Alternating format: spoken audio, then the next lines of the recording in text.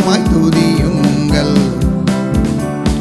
அவர் நடத்தும் செயல்களெல்லாம் பார்த்தோரை துதியுங்கள்.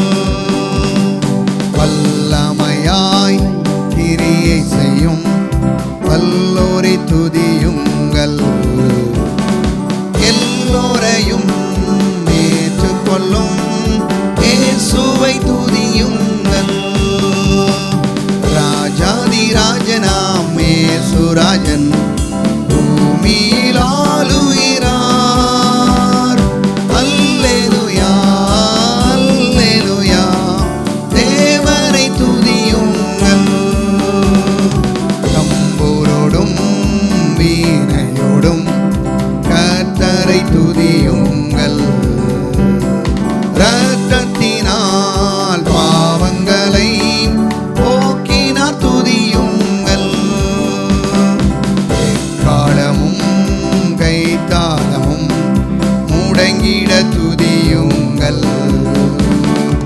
எக்காலமும் மாறாதவர் இயேசுவை துதியுங்கள். ராஜாதி ராஜனாய் இயேசுராஜன் பூமியில் ஆளுகிறார். அல்லேலூயா அல்லேலூயா தேவனை துதியுங்கள். சூரியனே சந்திரனே தேவனை துதியுங்கள். ஒளியதனை எங்கள் உள்ளம் அளித்தோரை துதியுங்கள். அக்கினியே கல்மலையே படைத்தோரை துதியுங்கள். அக்கினியாய் கல்மனதை உடைப்போரை துதியுங்கள். ராஜாதி ராஜனாம் இயேசுராஜன் பூமியில் ஆளுகிறார். அல்லேலூயா அல்லேலூயா தேவனை துதியுங்கள். சூரியனே சந்திரனே தேவனை துதியுங்கள். ஒளியதனை எங்கள் உள்ளம் அளித்தோரை துதியுங்கள். அக்கினியே கல்மழையே படைத்தோரை துதியுங்கள். இனியாய் கல்மனதை உடைப்போரை துதியுங்கள். ராஜாதி ராஜனாம் இயேசுராஜன் பூமியில் ஆளுகிறார். அல்லேலூயா அல்லேலூயா தேவனை துதியுங்கள்.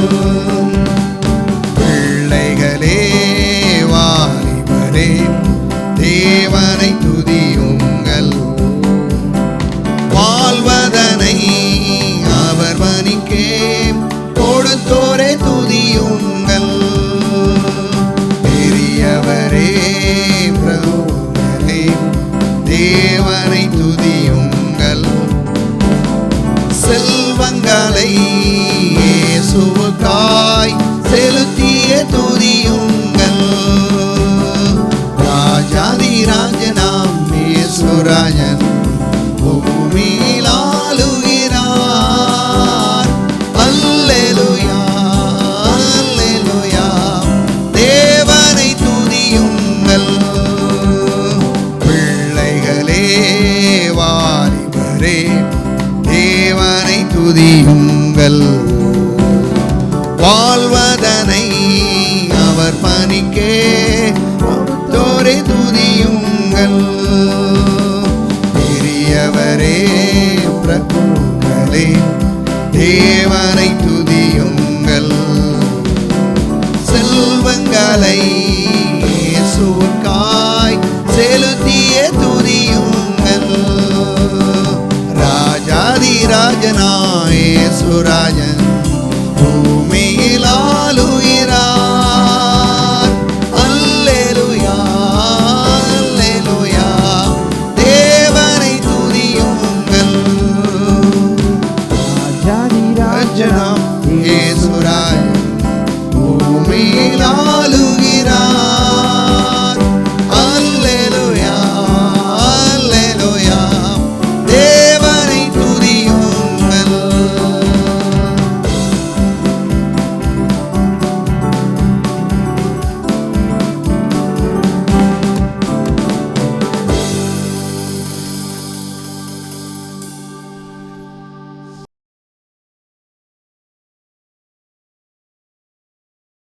தேவன் தம்முடைய ஒரே பேரான குமாரனை விசுவாசிக்கிறவன் எவனோ அவன் கெட்டுப்போகாமல் நித்திய ஜீவனை அடையும்படிக்கு அவரை தந்தருளி இவ்வளவாய் தேவன் உலகத்தில் அன்பு கூர்ந்தார் என்று பார்க்கிறோம். ஆண்டவராய் இயேசு நம்ம ஒவ்வொருவருக்காகவும் இந்த உலகத்தில் சிலுவையில் அடிக்கப்பட்டு ரத்தத்தை சிந்தி மரித்து உயிரோடு எழுந்து ஆண்டவராய் இயேசு இன்னைக்கும் ஜீவிக்கிறார்.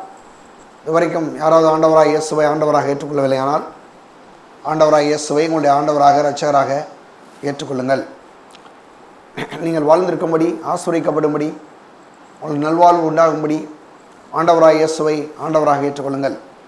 ஆண்டவராய் இயேசுவை ஆண்டவராக ஏற்றுக்கொண்ட தேவனுடைய பிள்ளைகள் இந்த உலகத்தில் வெற்றியையும் ஆசீர்வாதத்தையும் செழிப்பையும் நாம் பெற்று அனுபவிக்கக்கூடிய மக்களாக இருக்க வேண்டும் என்று தான் தேவனுடைய விருப்பமாக இருக்கிறது.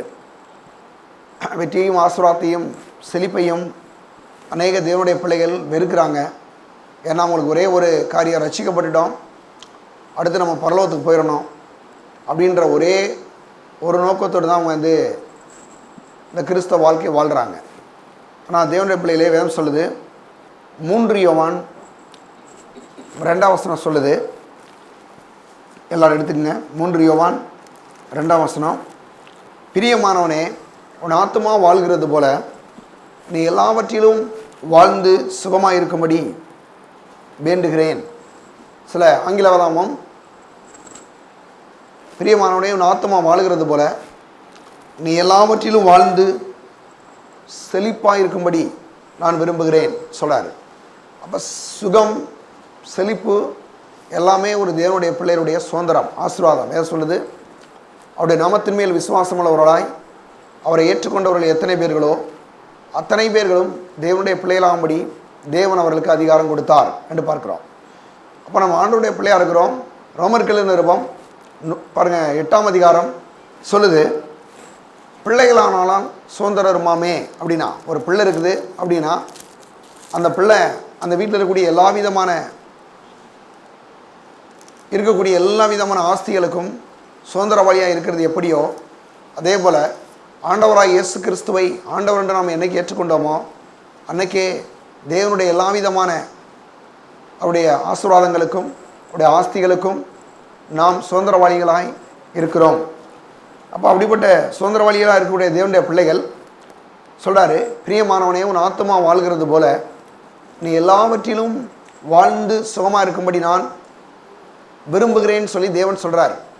இப்போ நம்முடைய ஆத்துமான்றது நம்முடைய மனது, ஆவி, ஆத்மா, சரீரம் என்ற 3 பகுதியுடையவனாக இருக்கிறான் என்று 1 தெசலோனிக்கேயர் 5ஆம் அதிகாரம் 21 சொல்லுது. ஆவி, ஆத்மா, சரீரம் என்று மனுஷனுக்கு 3 பகுதி இருக்குது. அதிலே ஆவி ரட்சிக்கப்பட்டுருச்சு. ஆனால் ஆத்மா அது செழிப்படைய வேண்டும், அது மறுரூபமாக வேண்டும், அது ரட்சிக்கப்பட வேண்டும். எப்படின்னா தேவனுடைய வார்த்தையினாலே. தேவனுடைய வார்த்தை என்ன சொல்லுதோ அந்த தேவனுடைய வார்த்தையின்படி பாருங்கள் நம்முடைய மனதை பாருங்கள். நம்ம எப்படி டிவியில் ரிமோட் எடுத்து சேனலை மாற்றுற மாதிரி கரெக்டாக தேவனுடைய வார்த்தைக்கு நேராக நம்முடைய மனதை அவருடைய தேவனுடைய எண்ணங்களுக்கு நேராக, தேவனுடைய வார்த்தைக்கு நேராக நம்முடைய மனதில் தேவனுடைய வார்த்தையை வைக்க வேண்டும். அநேக ஆண்டவருடைய பிள்ளைங்க இந்த உலகத்தில் செழிப்பாக இல்லாமல் இருக்கிறதுக்கு ஒரு காரணம், அவங்க தவறான ஒரு சேனல் பக்கம் திரும்பியிருக்காங்க.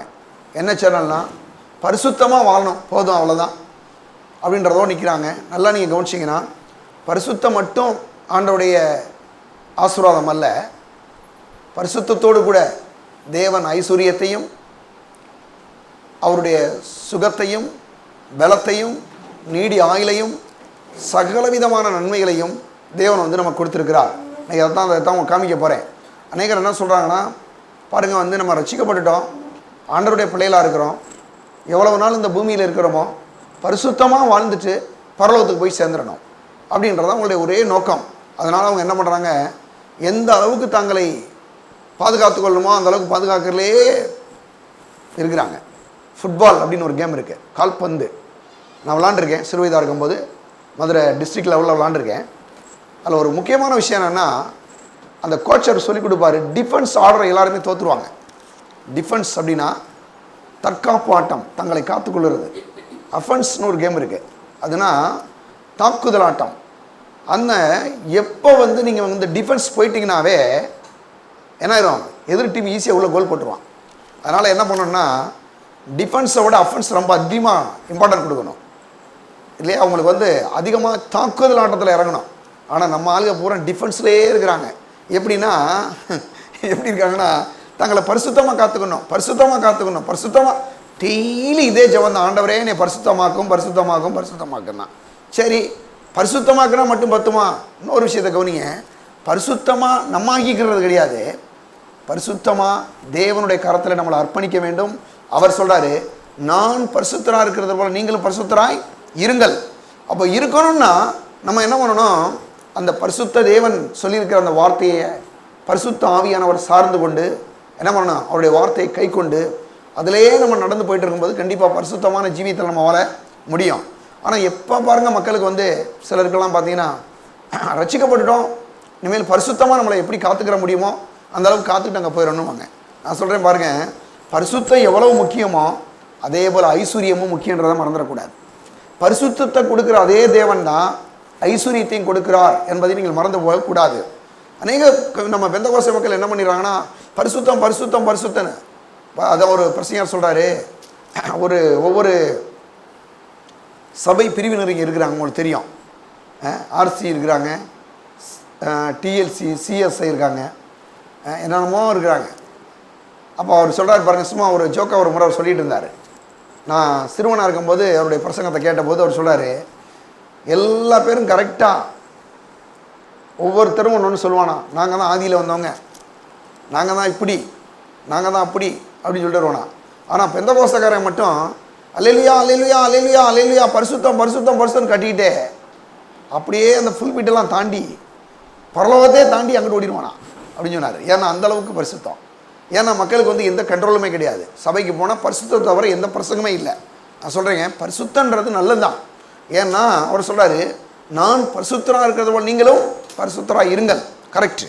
இப்போ பரிசுத்தமான வாழ்க்கையை வாழ்வதற்கு நாம் தேவனுடைய வார்த்தையாகிய பாருங்கள், தேவனுடைய வார்த்தையோடு கூட ஆவியானோடு கூட நல்ல ஒரு ஐக்கியம் வைக்கும்போது, இரவு பகலும் கர்த்தருடைய வசனத்தை நல்லா தியானமாக இருக்கும்போது, ஜெபிக்கும்போது, கர்த்தருடைய வசனத்தில் நேரத்தை செலவிடும் போது, சபை ஆராதனைகளை நல்ல பங்குபட்டு தேவனை ஆராதிக்கும் போது, துதிக்கும் போது ஒரு பரிசுத்தமான வாழ்க்கைகள் நம்ம இருக்கிறோம். கண்டிப்பாக குறிப்பாக சொல்கிறேன், மனது ரொம்ப முக்கியம்.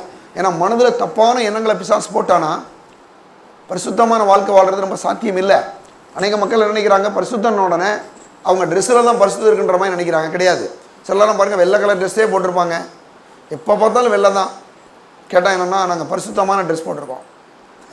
நான் சொல்கிறேன் அருமையானவளே, ஆண்டவராக இயேசுவே பூக்களுக்கே விதவிதமான ட்ரெஸ் போட்டிருக்காரு. அவர் சொல்கிறாரு பாருங்கள், மத்தேயு சுவிசேஷத்தில் சொல்கிறாரு, அதாவது அந்த பூக்களை பார்த்து சொல்கிறாரு, அதுக்கே சாலமோன் முதலாய் ஒரு ராஜா கூட இந்த பூக்களை மாதிரி ட்ரெஸ் போட்டதே இல்லை, உடுத்தி கொண்டதே இல்லை. எனக்கு அவ்வளோ விதவிதமாக அழகழகாக அது வந்து உடுத்தி இருக்கு என்றார். காரணம் என்ன, தேவன் அந்த பூக்களை உடுத்தி விற்கிறார். அவ்வளோ அழகாக, அவ்வளவு பார்க்கவே ஆச்சரியமாக இருக்குது.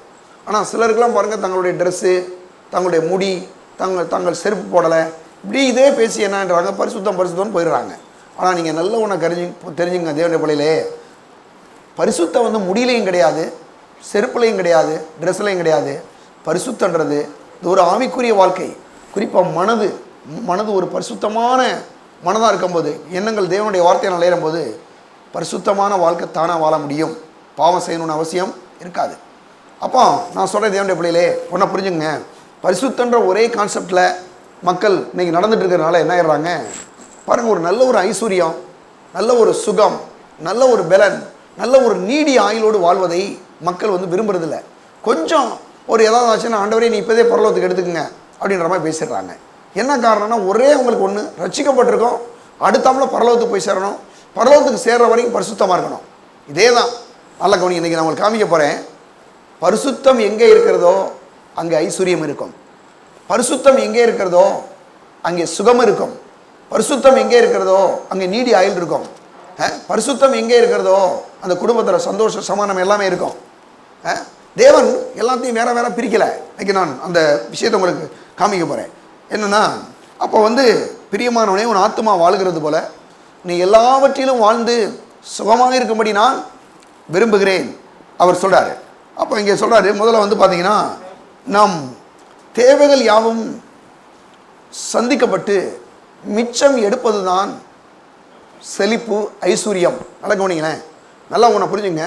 நம்முடைய தேவைகள் யாவும் சந்திக்கப்பட்டு மிச்சம் எடுக்கக்கூடிய ஒரு வாழ்க்கை தான் செழிப்பு அல்லது எனது ஐஸ்வர்யம் என்பதை நாம் அறிந்து கொள்ள வேண்டும் முதல்ல. ரெண்டாவது, நம்முடைய குறைவு இல்லாத ஒரு வாழ்க்கை, நம்முடைய தேவைகள் குறைவுகள்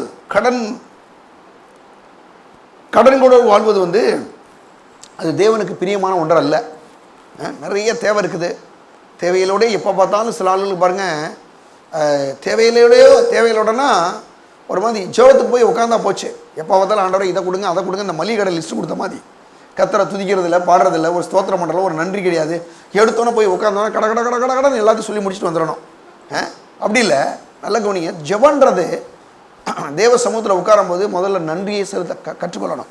நல்ல தேவனுக்கு நன்றியை சொல்லணும், நல்லா துதிக்கணும்.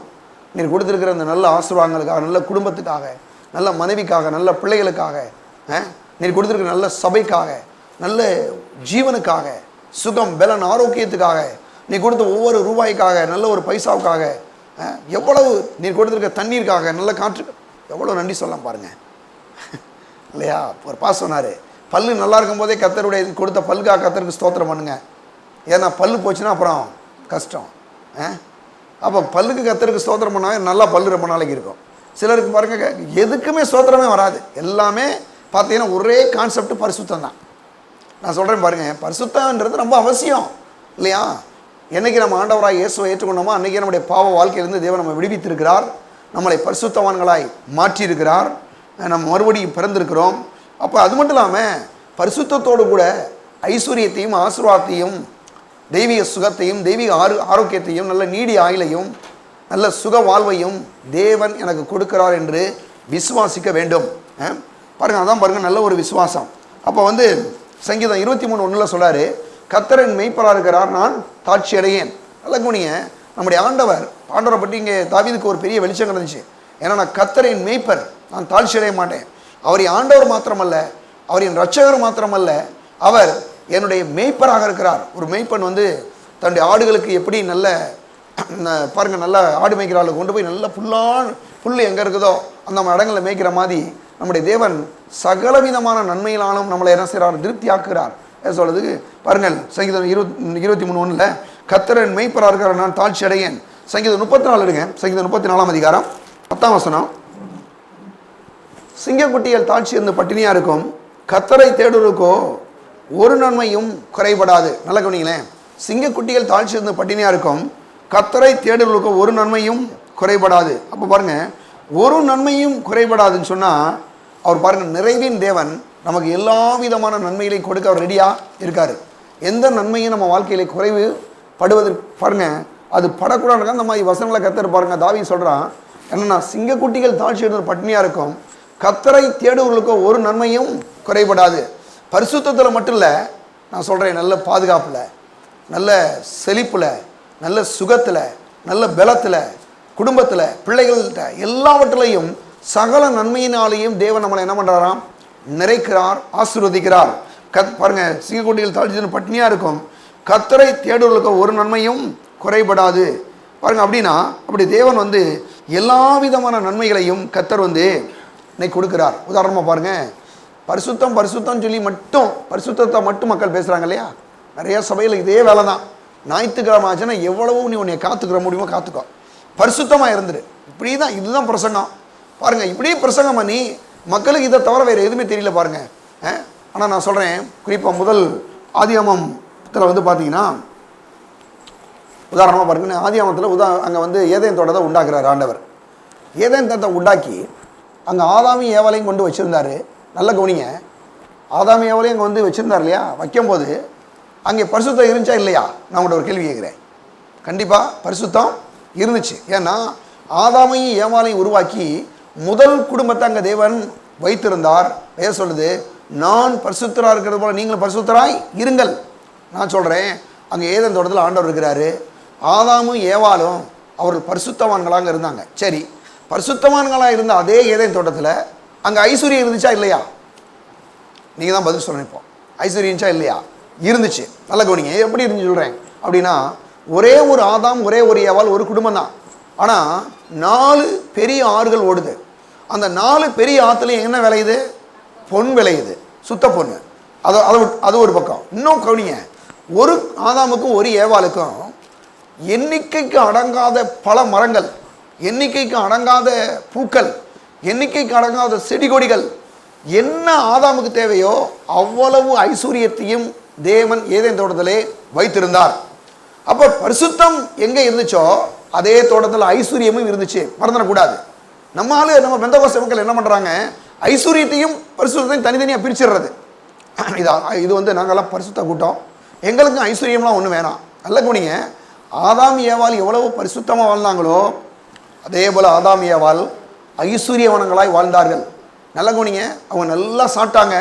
இன்னும் சொல்ல போனால் சாப்பிட முடியாமல் சாப்பிட்டது அவங்க கொஞ்சம், சாப்பிட முடியாமல் அங்கே பாருங்கள் பறவைகளும் மிருகங்களும் சாப்பிட்டு மீதி இருந்தது ரொம்ப அதிகம். அப்போ நல்லா கவனிச்சிங்கன்னா, ஏதேன் தோட்டத்தில் தேவன் எவ்வளவு பரிசுத்தமாய் ஆதாமையும் ஏவாளையும் சிருஷ்டித்தாரோ அவ்வளவுக்கு அதிகமாய் தேவன் ஐஸ்வர்யத்தையும் அவர்கள் கொடுத்தார். அதெல்லாம் புரிஞ்சுக்கிறணும். ஆனால் மக்கள் என்ன நினைக்கிறாங்கன்னா, பரிசுத்தம் வேற ஐஸ்வர்யம் வேற. ரட்சிக்கப்பட்டா நேரம் ஐஸ்வர்யம் பரிசுத்தவானாக இருக்கணும், பரலோகத்துக்கு போயிடணும். நல்ல கவனிங்க, இங்கே சொல்கிறார், இங்கே ஏதேன் தோட்டத்தை பார்க்கும்போது பரிசுத்தமும் அங்கே இருந்துச்சு, ஏன்னா பரிசுத்தம் உள்ள தேவன் அங்கே இருந்தார். அதே போல் ஐஸ்வர்யமும் இருந்துச்சு, ஏன்னா தேவன் ஐஸ்வர்யம் உள்ள தேவன் அங்கே இருந்தார். அது மட்டும் இல்லாமல் அங்கே சுகம் இருந்துச்சு, தேவன் சுகத்தை கொடுக்குற தேவன் அங்கே இருந்தார். ஆரோக்கியம் இருந்துச்சு, ஆரோக்கியத்தின் தேவன் அங்கே இருந்தார். அங்கே நீடிய ஆயில் இருந்துச்சு, அங்கே நீடிய ஆயிலை கொடுக்குற தேவன் இருந்தார். நல்ல கவனிங்க, எல்லாமே ஏதேன் தோட்டத்தில் இருந்துச்சு என்பதை நீங்கள் கவனிக்க வேண்டும். அப்போ தேவன் ஒரு ஆதாமுக்கும் ஒரு ஏவாளுக்கும் இவ்வளவு ஆசீர்வாதங்களை உருவாக்கி இருக்கிறார்னா, பரிசுத்தத்துக்கு நம்ம எவ்வளவு முக்கியத்துவத்தை கொடுக்குறோமோ அதே முக்கியத்துவத்தை ஐஸ்வர்யத்துக்கு நாம் கொடுக்க வேண்டும் என்பதை மறக்கக்கூடாது. இவங்க என்ன பண்ணிடுறாங்க, பரிசுத்தத்தை மட்டும் பிடிச்சிக்கிட்டு பரலோகத்துக்கு போய் சேர்த்து நினைக்கிறாங்க. நான் சொல்கிறேன், பரிசுத்தமும் அவசியம், ஐஸ்வர்யமும் அவசியம். ஏன் நான் சொல்கிறேன், பரிசுத்தம் நம்ம பரிசுத்தமாக இந்த உலகத்தில் வாழ்வதற்கு அவசியமான ஒன்று. பரிசுத்த தேவனோடு கூட உறவாடுவதற்கு பரிசுத்தமான அந்த வாழ்க்கை மிக அவசியம். பரலோகத்துக்கு போவதற்கு பாருங்கள், இந்த பரிசுத்தமான வாழ்க்கை அவசியம். அது மட்டும் இல்லாமல் நான் சொல்கிறேன், பரலோகத்துக்கு போகிறதுக்கு முன்னால் இந்த பூமியில் வாழ்கிறதுல எப்படி பரிசுத்தம் முக்கியமோ அதே போல் ஐஸ்வர்யமும் முக்கியம் என்பதை நாம் அறிந்து கொள்ள வேண்டும். அப்போ ஆதாமையும் ஏவாளை உருவாக்கின தேவன் அங்கே பரிசுத்தத்தை மட்டும் வைக்காமல் அங்கே என்ன வச்சிருந்தார், ஐஸ்வர்யத்தையும் வைத்திருந்தார், சுகத்தையும் வைத்திருந்தார், ஆரோக்கியத்தை வைத்திருந்தார், நீடிய ஆயிலை வைத்திருந்தார் என்பதை நாம் அறிந்து கொள்ள வேண்டும். அது மட்டும் இல்லாமல் நீங்கள் பாருங்கள், அவங்க எப்போ இதெல்லாம் குறைபட்டாங்க தெரியுமா? அவங்க எப்போ இந்த மாதிரி அவங்களுக்கு பிரச்சனை வந்துச்சுன்னா, ஆதாமும் ஏவாளும் பாவம் செஞ்சாங்க இல்லையா, அப்போ தான் வந்துச்சு. பாருங்கள், அப்போ தான் உங்களுக்கு தரித்திரம் வந்துச்சு, அப்போ தான் பரிசுத்தமே அவங்கள விட்டு போச்சு. எவ்வளோ பெரிய பிரச்சனை அவங்க செஞ்சு பாருங்கள். எடுங்க ஆதியாமம் 3ஆம் அதிகாரம், ஆதியாமம் 3ஆம் அதிகாரத்தில் அங்கே ஒரு வசனத்தை நான் வாசிக்கிறேன். 3ஆம் அதிகாரம் 17ஆம் வசனம் பாருங்கள், நான் வாசிக்கிறேன் முதல்ல. பின்பு அவர் ஆதாமை நோக்கி, நீ உன் மனைவியின் வார்த்தைக்கு செவி கொடுத்து புசிக்க வேண்டாம் என்று நான் உனக்கு விளக்கின விருட்சத்தின் கனியை புசித்தபடினால் நீ பூமி உன் நிமித்தம் சபிக்கப்பட்டிருக்கும், நீ உயிரோடு இருக்கும் நாளெல்லாம் வருத்தத்தோடைய அதன் பலனை புசிப்பாய். நல்ல கவனிங்க, நல்ல கவனிங்க. இப்போ இவங்களுக்கு எப்போ இந்த ஐஸ்வர்யம் உங்களை விட்டு போச்சு தெரியுமா? எப்போ இவங்களுக்கு தரித்திரம் வந்துச்சு தெரியுமா? பரிசுத்த தேவனோடு இருக்கக்கூடிய உறவு என்னைக்கு கட்டாகுச்சோ அன்னைக்கே உங்களுக்கு தரித்திரம் வந்துருச்சு. அப்போ பரிசுத்தத்துக்கும் ஐஸ்வர்யத்துக்கும் நெருங்கிய ஒரு உறவு இருக்கு என்பதை நாம் அறிந்து கொள்ள வேண்டும். ஐஸ்வர்யத்தின் பாருங்க, பரிசுத்தத்தின் தேவன் தான் ஐஸ்வர்யத்தின் தேவன். பாருங்க, பரிசுத்தத்தின் அதே தேவன் தான் ஐஸ்வர்யத்தின் தேவனாய் இருக்கிறார். ஆதாமும் ஏவாளும் பாவம் செஞ்ச பிறகுதான் அவருடைய வாழ்க்கையிலே பரிசுத்தமும் போச்சு. அதுக்கு பிறகு பாவம் உள்ளே வந்துச்சு. ஆண்டவர் விட்டு கட்டாயினாங்க. அதுக்கு பிறகு பரிசுத்த வாழ்க்கை போச்சு, பாவம் உள்ளே வந்துச்சு. பாவம் உள்ளே வந்தோன்னா உள்ளே என்னாச்சு, அடுத்து சாபம் வந்துச்சு. சாபத்து நிமித்தம் தரித்திரம் வந்துருச்சு. தரித்திரத்து நிமித்தம் அங்கே பாருங்கள், வேதம் சொல்லுது, உன் நெத்தி வேர்வை நிலத்திலிருந்து சிந்தனை தான் நீ சாப்பிட முடியும். அப்படி ஒரு சாபத்தை மனுஷன் பெற்றுக்கொண்டான். காரணம் ஏன்னா, பரிசுத்த தேவனோடு இருந்த அந்த உறவு அறுக்கப்பட்ட மாத்திரத்திலேயே அவனுக்கு தரித்திரம் வந்துருச்சு, அவனுக்கு பலவீனம் வந்துருச்சு, அவனுக்கு வியாதி வந்துருச்சு. அப்போ நான் சொல்கிறேன், இப்போ நீங்கள் ஒன்றை கவனிக்கணும். பாருங்கள், அடுத்த வருஷத்துக்கு போவோம். அங்கே பாருங்கள் சொல்கிறாரு, அது முள்ளும் குறுக்கும் உனக்கு முளைப்பிக்கும், பூமியின் பாருங்கள் முள்ளும் அது முள்ளும் குறுக்கும் உனக்கு முளைப்பிக்கும், வெளியின் பயிர் வகைகளை புசிப்பாய், நீ பூமியிலிருந்து எடுக்கப்பட்டிருக்கிறபடினால் பூமிக்கு திரும்பி மட்டும் உன் முகத்தின் வேர்வையால் ஆகாரம் புசிப்பாய், நீ மண்ணாய் இருக்கிறாய், மண்ணுக்கு திரும்புவாய் என்றான். நல்லா பாருங்க, என்ன அங்கே என்ன சொல்லப்பட்டிருக்குன்னா, ஆதாமும் ஏவாளும் பாவம் செய்த உடனே அவங்க வாழ்க்கையில் பரிசுத்தம் மட்டும் போல பாவம் உள்ளே வந்துருச்சு. பரிசுத்தம் போயிடுச்சு, பாவம் உள்ளே வந்துருச்சு. பாவம் எப்படி உள்ளே வந்துச்சோ அதே போல் சாபமும் உள்ளே வந்துருச்சு. எப்படி சாபம் வந்துச்சோ அதே போல் தரித்திரமும் வந்துருச்சு. இல்லை, நல்லா கவனிங்க. எப்படி தரித்திரம் வந்துச்சோ அதே போல் அவருடைய வாழ்க்கையிலே பலமும் சுகமும் ஆரோக்கியமும் நீடி ஆயிலும் போயிடுச்சு. எல்லாம் திரும்ப என்ன பண்ணுச்சுன்னா, இப்போ எல்லாம் போன எல்லாமே உங்களுக்கு கத்தரோட்ட இருக்கக்கூடிய அந்த உறவு அறுக்கப்பட்ட எல்லாம் போயிடுச்சு. இப்போ நல்லா நீங்கள் ஒன்று கவனிங்க. இப்போ திரும்பியும் ஏதேனுடைய அந்த ஆசீர்வாதத்தை கொடுக்கும்படி ஆண்டவராய் இயேசு வந்து இந்த உலகத்துக்கு வந்தார். சிலுவையில் அடிக்கப்பட்டார், இரத்தத்தை சிந்தினார், மரித்து உயிரோடு எழுந்து ஆதாமும் ஏவாளும் ஏதேனிலே எதை இழந்தார்களோ அதை கல்வாரி சிலுவையிலே மீண்டும் மனுக்குலத்துக்கு சம்பாதித்து மீட்டு கொடுத்து விட்டார். நல்லா புரிஞ்சுக்குங்க. இப்போ எப்படி வந்து பரிசுத்தம் நமக்கு வந்திருக்கோ, பாவம் மன்னிக்கப்பட்டிருக்கோ, அதே போல ஐஸ்வர்யமும் நமக்கு வரணும், அதே போல சுகமும் வரணும், அதே போல பலமும் வரணும், சமாதானம் வரணும், சந்தோஷம் வரணும், நீடி ஆயுள் வரணும். எல்லாவற்றுக்காகவும் இயேசு சிலுவையில் நம்ம அடிக்கப்பட்டு அவையில் எல்லாவற்றையும் என்ன செய்தார், மீட்டு இன்னைக்கு நமக்கு என்ன பண்ணியிருக்காரு, கொடுத்திருக்கிறார். அப்படின்னா பரிசுத்தம் எவ்வளவு முக்கியமோ அதே அளவுக்கு ஐஸ்வர்யமும் ஆசீர்வாதமும் பலமும் சுகமும் நல்ல நீடி ஆயுளும் முக்கியம். அதை இன்னைக்கு தேவன் ஆண்டவராய் இயேசு கிறிஸ்துவின் ரத்தத்தின் மூலமாய் அவர் கல்வாரியில் சிந்தின அந்த ரத்தத்தின் புண்ணியத்தினாலே இன்னைக்கு ஆண்டவர் நம்ம ஒவ்வொருவருக்கும் அதை கொடுக்கிறார். அப்போ பரிசுத்தம் மட்டும் போயிடக்கூடாது. பரிசுத்தத்தோடு கூட என்ன செஞ்சுக்கணுங்க, ஐஸ்வர்யத்தையும் விசுவாசிக்கணும், சுகத்தையும் விசுவாசிக்கணும், நீடி ஆயுளையும் விசுவாசிக்கணும், பாதுகாப்பையும் விசுவாசிக்கணும். ஏன்னா கர்த்தர் எனக்கு எல்லாவற்றையும் இழந்து போன எல்லாவற்றையும் சிலுவையில் சம்பாதித்து எனக்கு என்ன பண்ணியிருக்கார், கொடுத்து விட்டார். அப்போ தேவனுடைய பிள்ளையிலே, அப்போ நாம் வந்து ஐஸ்வர்யவான்களாக இருப்பது கர்த்தருடைய சித்தமாக திட்டமாக இருக்கிறது. பாருங்க, ஒரே ஒரு ஆதாம் தான், ஒரே ஒரு ஏவாள் தான். அவங்களுக்கு பார்த்தீங்கன்னா 4 பெரிய ஆறு ஓடிச்சு. அவங்க சாப்பிட முடியாத அளவுக்கு, கீழே விழுந்து மிச்சம் எடுக்கக்கூடிய அளவுக்கு பழமும் செடியும் கொடியும் மரங்களும் பாருங்க எல்லா விதமான காரியம் அங்கே உள்ள இருந்துச்சு. அது மட்டும் இல்லாமல் ஒரே ஒரு ஆதாம் ஒரே ஒரு ஏவாளுக்கு சூரியனையும் சந்திரனையும் கோடிக்கணக்கான நட்சத்திரங்களையும் ஒரே ஒரு ஆதாம் ஒரே ஒரு ஏவாள் கொடுத்தார். பாருங்க எவ்வளவு இந்த உலகம் முழு இன்னைக்கு வெளிச்சமாக இருக்கு. யாருக்குங்க அப்படின்னா ஒரே ஒரு ஆதாம் ஒரே ஒரு ஏவாள். அவங்களுக்கு தான் இவ்வளோத்தையும் உண்டாக்கி இருக்கிறார். அப்படின்னா நான் சொல்கிறேன், அப்போ எவ்வளவு பாருங்க இந்த எல்லா விதமான ஆசீர்வாதங்களும் முக்கியமோ அதே மாதிரி தான் ஐஸ்வர்யமும் தேவனுடைய பிள்ளைகளுடைய வாழ்க்கையிலே முக்கியம் என்பதை நாம் என்ன பண்ணணும், அறிந்து கொள்ளணும். அனைவரும் என்ன நினைக்கிறாங்கன்னா, ரட்சிக்கப்பட்டுட்டோம், பரிசுத்தமாக வாழ்ந்துட்டோம், பரலோகத்துக்கு போயிட்டோம், அவ்வளோதான். 3 பாயிண்ட் தான் உங்களுக்கு. இதில் வந்து நான் சொல்ல பேர் பார்த்தீங்கன்னா, சுவிசேஷம்னா என்ன தெரியுமா அப்படின்னா, ஆண்டவர் சுவிசேஷனாவே ஆண்டவராக இயேசுவை நாம் ஆண்டவர் ஏற்றுக்கொண்டிருக்கிறோம். அந்த சுவிசேஷத்தில் முக்கியமாக 2 காரியம் அடங்கியிருக்கு. ஒன்று என்ன தெரியுமா அப்படின்னா, ஒன்று சுகம், இன்னொன்று ஐஸ்வர்யம். குறிப்பாக நான் சொல்கிறேன், புதிய ஏற்பாட்டில் இயேசு பேசுகிறாரு. அந்த வசனத்தை லேசாக நான் வாசிக்கிறேன், நான் தொடர்ந்து அதை உங்களுக்கு சொல்கிறேன். எடுங்க, லூக்கா சுவிசேஷம் 4ஆம் அதிகாரம் 18ஆம் வசனம் எடுங்க. கர்த்தருடைய ஆவியானவர் என் மேல் இருக்கிறார், தரித்திரருக்கு சுவிசேஷ பிரசங்கிக்கும்படி என்னை அபிஷேகம் பண்ணினார். எடுத்தோன்னே என்ன சொல்கிறாருங்க, எடுத்தோன்னே கர்த்தருடைய ஆவியானவர் என் மேல் இருக்கிறார். நல்லா குறிச்சிங்களா, கர்த்தருடைய ஆவியானவர் மேல் இருக்கிறார், தரித்திரருக்கு சுவிசேஷ பிரசங்கிக்கும்படி என்னை அபிஷேகம் பண்ணினார். அப்படின்னு என்னன்னா, அவர் சொல்றாரு தரித்திரத்தை ரொம்ப ஈஸியாக சொல்லலாம். எப்படி சொல்லலாம்னா, ஆண்டவர் இல்லாத ஒரு வாழ்க்கை, அது ஆவிக்குரிய தரித்திரம். நல்லா கவனிச்சுட்டு இருக்குங்க. ஆண்டவராக இயேசு ஒரு மனுஷனுடைய வாழ்க்கையில் இல்லைன்னா அவன் ஆவிக்குரிய ரீதியிலே தரித்திரவனாக இருக்கிறான், தேவனற்ற மனுஷனாக இருக்கிறான். 2வது, ஆண்டவராக இயேசு இல்லாத வாழ்க்கையிலே என்னன்னா, கண்டிப்பாக பொருளாதாரம் இருந்தவனுக்கு இல்லாத நிலைமை தான். நிறைய பேருக்கு ஆண்டவர் இல்லை, கையில் காசு இருக்குது, ஆனால் எந்த நேரம் போகும் எந்த நேரம் வரும்னு சொல்லி அவனுக்கு தெரிய மாட்டுது இல்லையா. சிலருக்கு இன்னும் பார்த்தீங்கன்னா பாருங்க, அவர் சொல்கிறார், வரிசையாக ஒரு லிஸ்ட் கொடுக்குறாரு.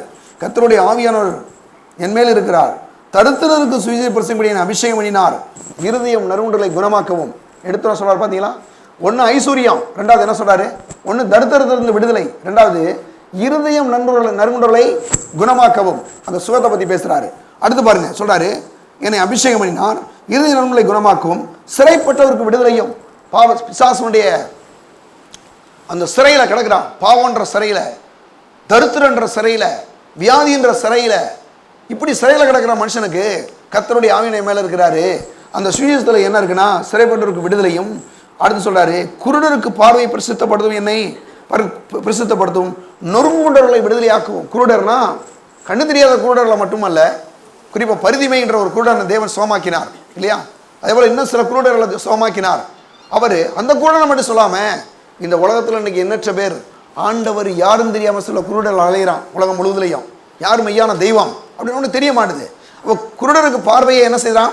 பிரசித்தப்படுத்துறாரு. என்ன பிரசித்தம் தெரியுமா?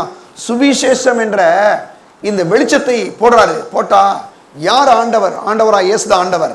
அவர் தான் உனக்காக சிலுவையில் அடிக்கப்பட்டார், அவர் தான் உனக்காக மரித்தார், அவர் தான் உயிரோடு எழுந்திருக்கிறார், அவர் தான் மெய்யான தெய்வம், அவர் தான் ஆண்டவர் என்ற அந்த வெளிச்சத்தை, இந்த சுவிசேஷ வெளிச்சத்தை இப்படிப்பட்ட குருடருக்கு தேவன் காமிக்கிறாராம். குருடருக்கு பார்வை பிரசித்தப்படுத்தவும், நொறுங்குண்டவர்களை விடுதலையாக்குவோம். மக்கள் இன்னைக்கு இருதயம் நொறுங்கி போய் வாழ்கிறத பார்க்குறோம். இன்னைக்கு பாவமும் சாபமும் வியாதியும் தரித்திரமும் பலவிதமான கடன் பிரச்சனைகளும் பலவிதமான வியாதிகளும் குடும்ப பிரிவினர்கள் இருக்குது. இப்படி அநேக மக்கள் நொறுங்கி போயிருக்கிறான். கர்த்தர் சொல்றாரு, நொறுங்குண்டவர்களை என்ன செய்யறாரு? அவரு விடுதலையாக்கும். கர்த்தருடைய அணுகிற வருஷத்தை பிரசித்தப்படுத்தவும் என்னை அனுப்பினார் என்று எழுதியிருக்கிற இடத்த சொல்றாரு. கர்த்தருடைய அணுகிற வருஷத்தை பழைய ஏற்பாட்டு காலங்களில் ஜூப்ளி இயர் அப்படின்னு ஒன்று சொல்றாங்க. 7 வருஷத்தை சொல்லுவாங்க. 7 வருஷம் இருந்துச்சு. அடுத்து சொல்றாங்க 7 49வது வருஷம் இருக்கும். அதில் அந்த 49வது வருஷத்தையுமே ஜூப்ளி இயர்னு சொல்றாங்க. 50வது வருஷம்னு ஒரு வருஷம் இருக்கு. அது என்னன்னா, இந்த 49 வருஷம் முடிஞ்ச உடனே ஒரு ஆளை என்ன பண்ணிடலாம்னா, ஒரு ஆள் ஒரு வீட்டை போய் அடகு வச்சுட்டான், ஒரு காட்டை போய் அடகு வச்சுட்டான். ஆனால் அந்த 50வது அந்த ஜூப்ளி இயரில் அவன் என்ன பண்ணிடலாம்? அதை மீட்டுக் கொள்ளலாம். அவர் சொல்றாரு, என்ன செய்யறான்னா, கர்த்தருடைய அணுகிற வருஷத்தை பிரசித்தப்படுத்துவனே அபிஷேகம் பண்ணினார்னு சொல்றாரு. அப்போ என்ன கர்த்தருடைய அணுகிற வருஷம்னா, இனிமேல் நீ பாவத்திலையும் சாபத்திலையும் வியாதிகளையும் தரித்திரத்திலையும் இருக்க வேண்டிய அவசியம் கிடையாது. இன்னைக்கு நீ ஆண்டவராய் இயேசுவை ஆண்டவராய் ஏற்றுக்கொள்வையானால் உன் பாவம் சாபம் வியாதி தரித்திரத்தை வந்து விடுதலையாக்குற தேவன் உனக்காக சிலுவையில் எல்லாவற்றையும் செய்து முடித்து விட்டார். அப்படின்ற அந்த விடுதலையின் பிரகடனத்தை அவர் அறிவிக்கிறார் ஆண்டவராய் இயேசு. அதான் சொல்றாரு. அப்படின்னா ஒரு மனுஷன் பாவத்திலிருந்து எப்படி விடுவிக்கப்படுறானோ அதே போல சாபத்திலிருந்தும் தரித்திரத்திலிருந்தும் வியாதியிலிருந்தும் அவன் விடுவிக்கப்பட வேண்டும் என்பதான் கர்த்தருடைய சித்தம். ஆனால் நம்ம கிறிஸ்தவ குறிப்பாக பெந்தகோஸ்தே மக்கள் என்ன பண்ணுறாங்க? பரிசுத்தம் மட்டும் போதும், பாவத்திலிருந்து விடுதலை ஆகிட்டேன், அடுத்து பரலோகத்துக்கு போகிறேன். இந்த சொல்கிறாங்கல்ல, நம்ம ஊரில் விட பாயிண்ட் டு பாயிண்ட் பஸ் போட்டுருக்காங்களே, இங்கே ஏறினா அங்கே போய் விட்டுருவாங்க. இங்கே ரசிக்கப்படணும், நேராக பரலோகத்தில் போய் சேர்ந்துடணும். இதுதான் மக்களுடைய ஒரே கோலாக இருக்குது. நல்ல கவனிங்க. இதுக்கு இடையில எவ்வளோ வாழ்க்கை இருக்குது? ஒரு 70 வருஷம் 80 வருஷம் 90 வருஷம் 100 வருஷத்து உலகத்தில் வாழ்கிறோம். இந்த பரிசுத்தத்தை மட்டும் வாழ்ந்துட்டு போயிட்டு இருக்க முடியுமா? முடியாது. கண்டிப்பாக ஐஸ்வர்யம் தேவை. பரிசுத்தம் எவ்வளவு முக்கியமோ அதே போல் ஐஸ்வர்யம் அவசியம். பரிசுத்தம் எவ்வளவு முக்கியமோ அவ்வளவாய் சுகம் அவசியம். பரிசுத்தம் எவ்வளவு முக்கியமோ நீடி ஆவியில் முக்கியம். அப்போ தேவனுடைய பிள்ளைகளே, நம்ம என்ன கண்டுகொள்ளணும்னா, அப்போ நாம் செழிப்பாய் வாழ்வது கர்த்தருடைய சித்தமாக இருக்கிறது. பாருங்க, இவன் மனுஷர் தான் பாருங்க திடீர்னு மாறுறாங்க ஒரு நாளைக்கு ஒன்று கேட்டான். ஆனால் ஆண்டவர் வந்து பாருங்க, அவர் எப்படி இருக்காராம்? அவர் நேற்றும் இன்றும் என்றும் மாறாதவராக இருக்கிறார்.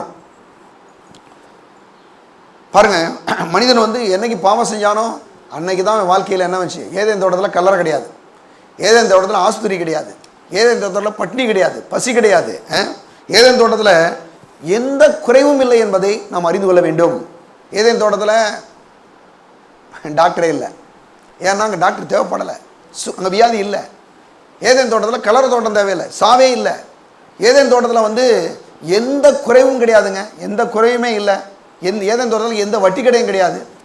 ஏன்னா எல்லாத்தையும் தேவன் நிறைவாக்கி அவனை கொடுத்திருந்தார். ஆனால் என்னைக்கு மனுஷன் பாவம் செஞ்சானோ அன்னைக்கு தான் வாழ்க்கையில குறைவு ஏற்பட்டுச்சு, அன்னைக்கு தான் வாழ்க்கையில பாவம் வந்துச்சு, அன்னைக்கு தான் வாழ்க்கையில வியாதி வந்துச்சு, அன்னைக்கு தான் அவனுக்கு இதெல்லாம் தேவைப்பட்டுச்சு. ஆஸ்பத்திரி தேவைப்பட்டுச்சு, டாக்டர் தேவைப்படுறாரு.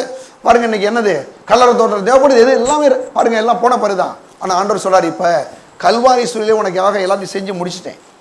இன்னைக்கு பரிசுத்தம் மட்டும் கிடையாது, ஐஸ்வர்யத்தையும் சுகத்தையும் பலத்தையும் ஆரோக்கியத்தையும் நீடி ஆயிலையும் நீ இந்த உலகத்தில் பெற்று வெற்றியாய் வாழ வேண்டும் என்பதுதான் கர்த்தருடைய சித்தம் திட்டம் என்பதை நாம் அறிந்து கொள்ள வேண்டும். அவர் கர்த்தர் நேற்றும் இன்றும் என்றும் மாறாதவர்.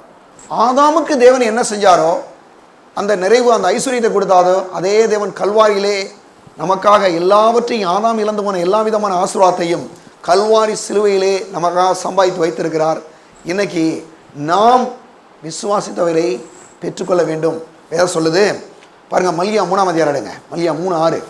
நான் கர்த்தர், நான் மாறாதவர். பாருங்க, அடுத்து அப்படி எடுங்க, அது போதும். அடுத்து எடுங்க, எபிரேயர்கள் நிருபம் 13ஆம் அதிகாரம் 8ஆம் வசனம் பாருங்க.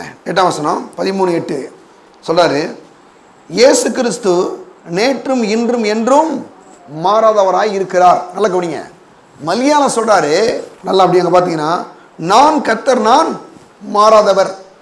எபிரேயர்ல சொல்றாரு, இயேசு கிறிஸ்து நேற்றும் இன்றும் என்றும் மாறாதவர். நல்ல கவனிங்க, தேவன் வந்து பழைய ஏற்பாட்டிலும் சரி புதிய ஏற்பாட்டிலையும் சரி தேவன் வந்து மாறாதவர்.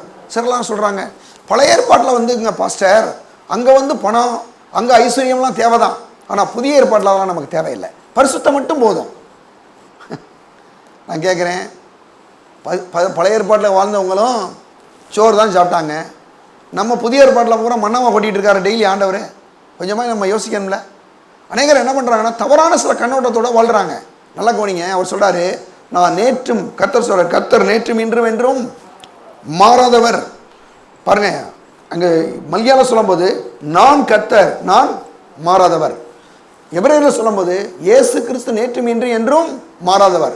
புதிய ஏற்பாட்டில் தேவன் எப்படி மாறாதவராக இருந்தாரோ அதே போல தான் ஆண்டவராக இயேசு.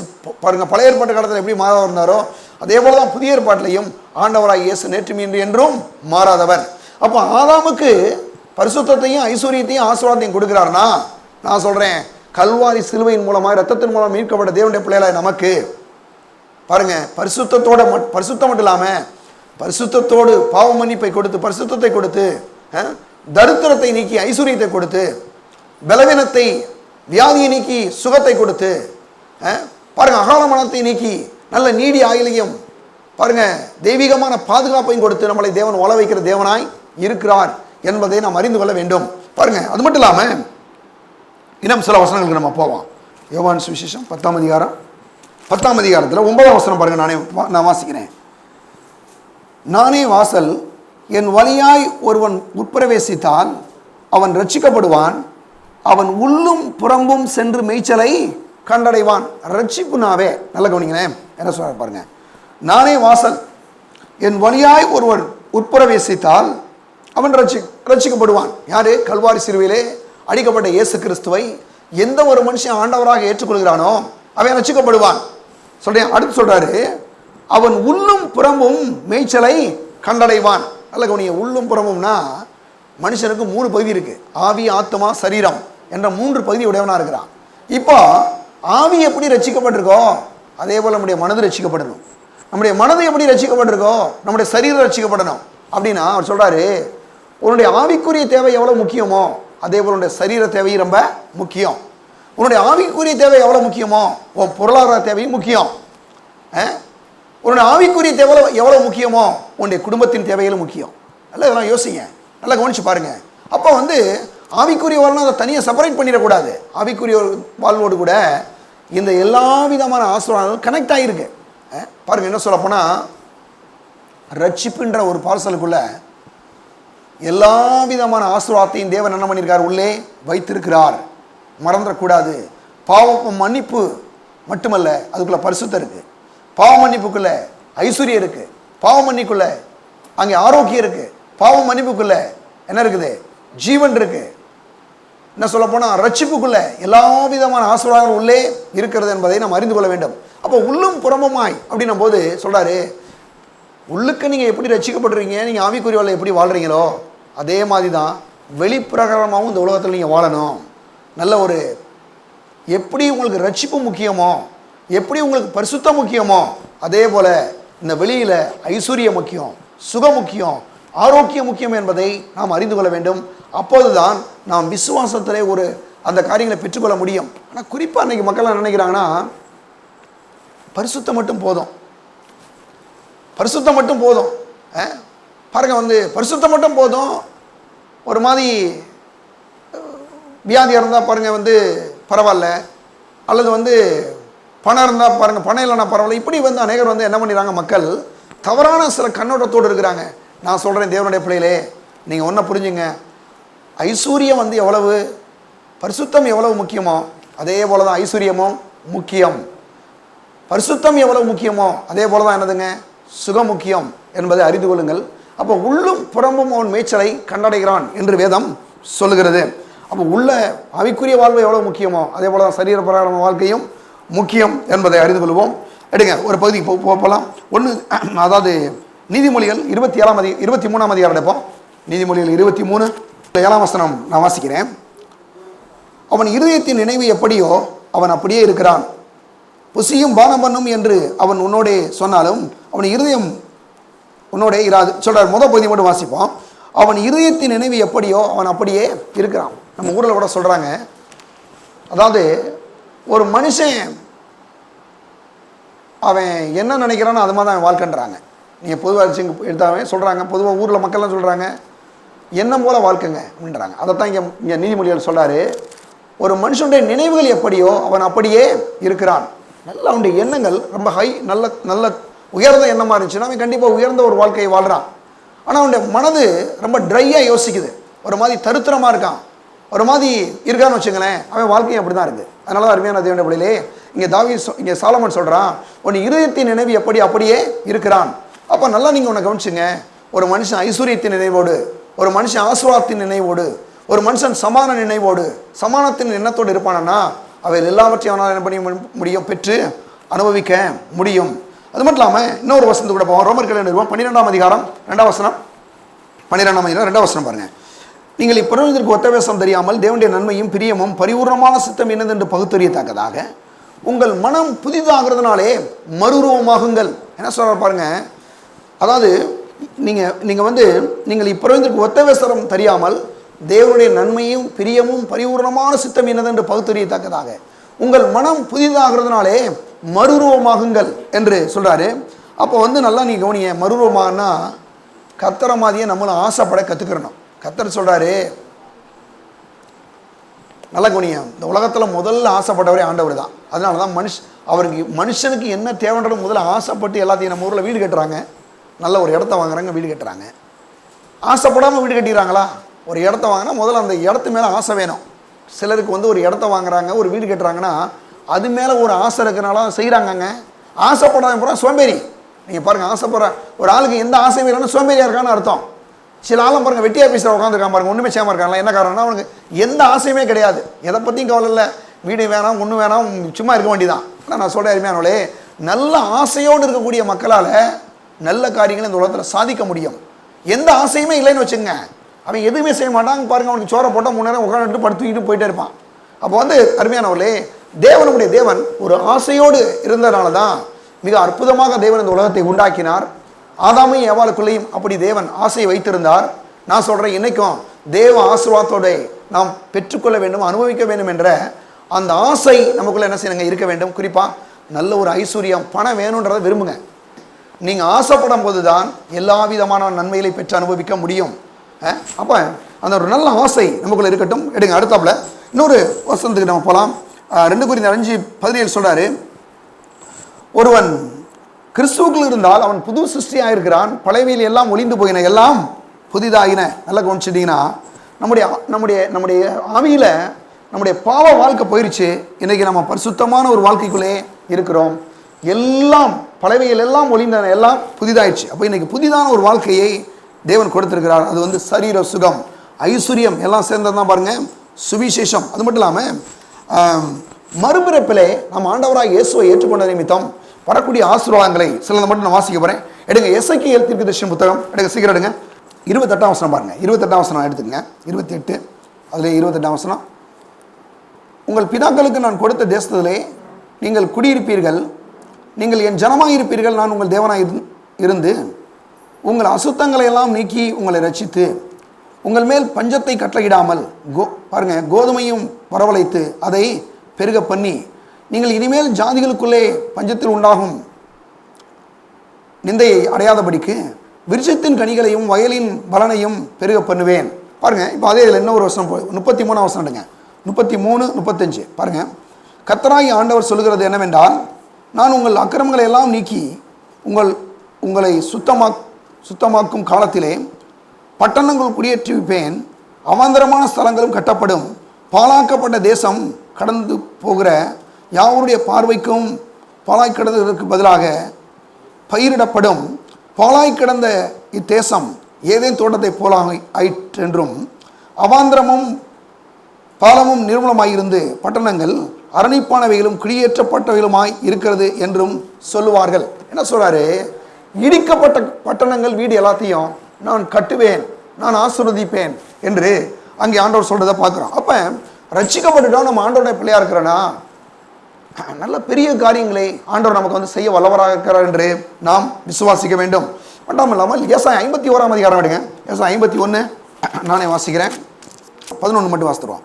அப்படியே கர்த்தரால் மீட்கப்பட்டவர்கள் ஆனந்த களிப்புடனே பாடி சீயோனுக்கு திரும்புவார்கள். நித்திய மகிழ்ச்சி ஒரு தலையின் மேல் இருக்கும், சந்தோஷமும் மகிழ்ச்சியும் அடைவார்கள், சஞ்சலமும் தவிப்பும் ஓடிப்போம். நல்லா கவனிங்க, ஆண்டவராக இயேசுவை நாம் ஏற்றுக்கொள்ளும் போது எல்லா விதமான நன்மைகளையும் தேவன் கொடுக்கிறார். அது மட்டும் இல்லாமல் அப்படியே கர்த்தரால் மீட்கப்பட்டவர்கள் ஆனந்த களிப்புடனே. ஏன் வந்து நம்ம பாடுறோம் அப்படின்னா, ஏன் வந்து துதிக்கிறோம் அப்படின்னா, ஒரே ஒரு விஷயத்தை நீங்கள் புரிஞ்சுக்கிறோம், கர்த்தர் நமக்கு செய்த நன்மைகள் எல்லாவற்றுக்கும் நன்றியை செலுத்துகிறோம், அதெல்லாம் அவரை பாடுறோம், துதிக்கிறோம். அது மட்டும் இல்லாமல் சொல்கிறாரு, சீயோனுக்கு திரும்புவார்கள், நித்திய மகிழ்ச்சி ஒரு தலையின் மேல் இருக்கும், சந்தோஷமும் மகிழ்ச்சியும் அடைவார்கள், சஞ்சலமும் தவிப்போம் ஓடிப்போம். நல்லா கவனிங்க, அப்போ நம்ம ஆண்டவராக இயேசுவை ஏற்றுக்கொள்ளும் போது எல்லா கவலை பாரம் எல்லாமே ஓடிடுது. ஆண்டவராக இயேசு வந்து நமக்காக சிலுவையில் அடிக்கப்பட்டார், ரத்தத்தை சிந்தினார், மரித்தார், உயிரோடு இருந்தார். நிறைய பேர் சொல்லுவாங்க பாருங்க, கிறிஸ்தவத்தில் சேர்ந்துட்டீங்க சார் அப்படின்னாங்க. நான் சொன்னேன், ஒரு விளக்காரர் சொன்னார் பாருங்க, கிறிஸ்டியானிட்டியை நாட் ஏ ரிலிஜியன், கிறிஸ்டியானிட்டியை ஏன் வே ஆஃப் லைஃப் அப்படின்னாரு. கிறிஸ்தவம் என்பது ஒரு மதம் அல்ல, அது ஒரு மார்க்கம், ஒரு வழி. என்ன வழினா, இயேசு கிறிஸ்துவை ஒரு மனுஷன் ஆண்டவராக ஏற்றுக்கொள்வானேனால் அவனுடைய பாவம் மன்னிக்கப்படுது, பரிசுத்தமான வாழ்க்கை வாழ்கிறான், அவனுக்கு ஐஸ்வர்யத்தையும் ஆரோக்கியத்தையும் சுகத்தையும் பாருங்கள், தெய்வீக சுகத்தையும் தெய்வீக ஆரோக்கியத்தையும் நீடிய ஆயுளையும் ஆண்டவர் வந்து கொடுக்கிறார். அதான் கிறிஸ்தவ வாழ்க்கை. யோவேல் தீர்க்கதரிசன புத்தகம் 2 அதிகாரம் பாருங்கள், 21 வசனம் வாசிக்கிற போல, தேசமே பயப்படாதே, மகிழ்ந்து கலிவுறு, கர்த்தர் பெரிய காரியங்களை செய்வார். பாருங்கள் அடுத்த வசனம், அப்படி 24 வசனம் வரைக்கும் போவான். வெளியின் மிருகங்களை பயப்படாதீங்கள், வனாந்தரத்தில் மேய்ச்சல் உண்டாகும், விருட்சங்கள் காய்களை காய்க்கும், அத்திமரமும் திராட்சை செடியும் பலனை தரும். சியோன் குமாரரே, உங்கள் தேவனாய கர்த்தருக்குள்ளே மகிழ்ந்து கலிகூறுங்கள், அவர் தக்கபடி உங்களுக்கு முன்மாரியை கொடுத்து உங்களுக்கு முன்மாரியும் பின்மாரியும் ஏற்ற காலங்களை வரிசிக்க பண்ணுவார். கலங்கள் தானியத்தால் நிரம்பும், ஆலைகளில் திராட்சை ரசம் எண்ணெயும் வழிந்தோடும். நான் உங்களிடத்தில் அனுப்பின என் பெரிய சேனையாகிய வெட்டிகளும் பச்சை கிளிகளும் முசுக்கோட்டை பூச்சிகளும் பச்சை புழுக்களும் பச்சித்த வருஷங்களின் விளைச்சலை உங்களுக்கு திரும்ப அளிப்பேன். நிறையா நீங்கள் பாருங்கள், விவசாயிகள்லாம் பார்த்தீங்கன்னா சில நேரங்களில் பூச்சி கீச்செல்லாம் அடிச்சுட்டு ரொம்ப வேதனைப்படுறாங்க. ஆனால் ஆண்டவர் சொல்கிறாரு, நீங்கள் எதெல்லாம் உங்களுக்கு லாஸ் ஆச்சோ திரும்ப எல்லாத்தையும் திரும்பியும் கொடுப்பேன் சொல்கிறாரு. கடைசியாக ஒரே ஒன்று 28 வசனம் மட்டும் வாசிப்போம். 28 யோவேல் 2:28 சொல்கிறாரு. 26 கூட மேலே வாசிக்கிறேன். நீங்கள் சம்பூர்ணமாய் சாப்பிட்டு திருப்தி அடைந்து உங்களை அதிசயமாய் நடத்தி வந்த உங்கள் தேவனாய கர்த்தருடைய நாமத்தை துதிப்பீர்கள், என் ஜனங்கள் ஒருபோதும் வெட்கப்பட்டு போவதில்லை. பாருங்க 28 வசனம் பாருங்க, வாசிக்கிறேன். இப்போ 28, அதற்கு பின்பு நான் மாம்சமான யாவர் மேலும் என் ஆவியை ஊற்றுவேன், அப்பொழுது உங்கள் குமாரரும் உங்கள் குமாரத்திலும் தீர்க்க சொல்வார்கள், உங்கள் மூப்பர் சொப்பனங்களையும் உங்கள் வாலிபர் தரிசனங்களையும் காண்பார்கள் என்றார். நல்ல கவனிங்களேன், பொருளாதார ஆசீர்வாதம் மட்டும் இல்லாமல் ஆவிக்குரிய ஆசீர்வாதத்தையும் தேவன் என்ன செய்கிறாராம், கொடுக்கிறார். அப்போ இன்னைக்கு நான் சொல்கிறேன், தேவனுடைய பிள்ளைகளே, ஆவியை குறித்து சொல்லப்பட்ட வசனத்தை விசுவாசிக்கிற எல்லாரும் கண்டிப்பாக வந்து பாருங்கள், நம்ம செழிப்பையும் பெற்றுக்கொள்ள முடியும். பரிசுத்தமான பாவ மன்னிப்பு, பரிசுத்தம் எவ்வளோ முக்கியமோ அதே போல் ஐஸ்வர்யமும் ஆரோக்கியமும் தெய்வீக சுகமும் தெய்வீக பாதுகாப்பும் நீடி ஆயுளும் முக்கியம் என்பதை நாம் அறிந்து கொள்ள வேண்டும். தேவனுடைய பிள்ளைகளை கூட நம்ம ஒன்றை புரிஞ்சுக்கிறணும், தேவன் தான் எனக்கு எல்லா விதமான பாவ மன்னிப்பை எப்படி கொடுத்தாரோ அதே போல் ஐஸ்வர்யத்தையும் ஆசீர்வாதத்தையும் தேவன் எனக்கு கொடுக்கிறார் என்று விசுவாசிப்போம். நாம் ஐஸ்வர்யவனாய் நாம் செழிப்பாயிருப்பது கர்த்தருடைய சித்தம் என்பதை அறிந்து கொண்டு அதை விசுவாசித்து பெற்றுக்கொள்வோம். கர்த்தர் உங்களை ஆசீர்வதிப்பார். ஜெபம் எல்லாரும். பரலோக பிதாவே, உம்மை ஸ்தோத்திரிக்கிறோம். கர்த்தாவே, நல்ல தேவனே, இந்த நல்ல காலை வேளைக்காய் நன்றியோடு உம்மை ஸ்தோத்திரிக்கிறோம். நீ சொன்னீரே ஆண்டவரே, கர்த்தாவே, நீங்கள் உள்ளும் புறமும் மேய்ச்சலை கண்டறிவீர்கள் சொன்னீரே ஆண்டவரே. இதனால் ஆவிக்குரிய வாழ்வு மாத்திரமல்ல ஆண்டவரே, சரீர சுகத்திலையும் பலத்திலையும் ஐஸ்வர்யத்திலையும் ஆரோக்கியத்திலையும் தெய்வீக சுகத்திலையும் நீடிய ஆயுளையும் நீர் எங்களுக்கு கொடுத்திருக்கிறபடியால் உம்மை ஸ்தோத்திரிக்கிறோம். கர்த்தாவே, நல்ல தெய்வமே, உம்மை ஸ்தோத்திரிக்கிறோம். உடைய வல்லமையான இயேசுவின் நாமத்தை இந்த உலகத்தில் நாங்கள் மகிமைப்படுத்தும்படி ஆண்டவரே எங்கள் மூலமாய் பெரிய ஆசீர்வாதங்களை கர்த்தாவே இந்த உலகத்துக்கு கொடுக்கும்படி ஆண்டவரே உம்முடைய சுவிசேஷத்திலே ஐஸ்வர்யமும் ஆரோக்கியமும் நீடிய ஆயுளும் பாதுகாப்பும் இருக்கிறது என்பதை நாங்கள் அறிந்து கொள்ளும்படி ஆவியானுடைய எங்கள் கண்களை திறந்தபடியால் மை ஸ்தோத்திரிக்கிறோம். பாவம் மன்னிப்பை கொடுத்த தேவன், பரிசுத்தத்தை கொடுத்த தேவன், ஐஸ்வர்யத்தையும் ஆரோக்கியத்தையும் தெய்வீக சுகத்தையும் தெய்வீக பாதுகாவலையும் நீடிய ஆயுளையும் நீர் எங்கள் கொடுத்திருக்கிறபடியால் நமக்கு நன்றி செலுத்துகிறோம். உடைய பிள்ளைகளை ஆசீர்வதிப்பீராக. இயேசுவின் நாமத்தில் ஜெபிக்கிறோம் பிதாவே, ஆமென். உடைய கர்த்தராகிய இயேசு கிறிஸ்துவின் கிருபையும் பிதாவாகிய தேவனுடைய அன்பும் பரிசுத்த ஆவியானுடைய ஐக்கியமும் இப்பொழுதும் எப்பொழுதும் நம்மோடு கூட இருப்பதாக. ஆமென். இயேசு ராஜாவுக்கே, இயேசு ராஜாவுக்கே, இயேசு ராஜாவுக்கே. கர்த்தர் உங்களை ஆசீர்வதிப்பார்.